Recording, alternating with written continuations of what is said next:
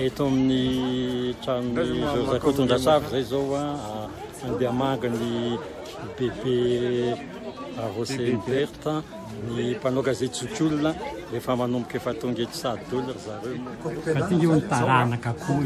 izy io dada migaja le Tanimora gazety mivoaka foana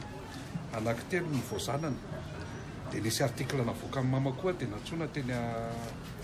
teny anita izy eo teny fitsarana izy dia vingitiny izy telo da dia vao labava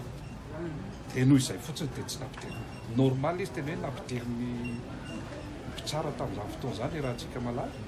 fa tamin'ny fotoana izy hoe ahoana tsara ka tsisy ametraka azoko raha misy variako dia tena ohatrany hoe nisy sentiment fotsiny dia navoaka an'izy zareo izy telo dazokinay zany tamin'izay mbola voazanaka izy mivady zay ny anisan'ny tantara ary telo nireka tsy nety mijanona mihitsy tamin'izany fotoana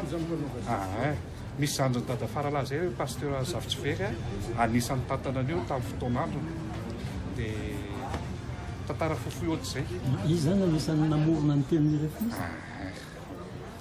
tsy 56 dada no anao ny voalohany 56 natao mariazy ny zareo dia misy an'ireny tamin'ny fotoan'andro fanenjehan'ny mpitondra fandrakana tamin'izany dia anisan'ny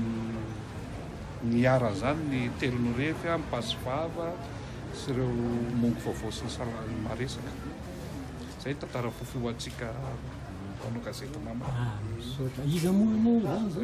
Totso Andriamandray sy Rakotonasoava zana amin'ny Faralahy ay aveo fa zokony zokony fafarana jereko amin'ny tera-paran'io zao efatra ny zokony sawa dia efatra ny zandraka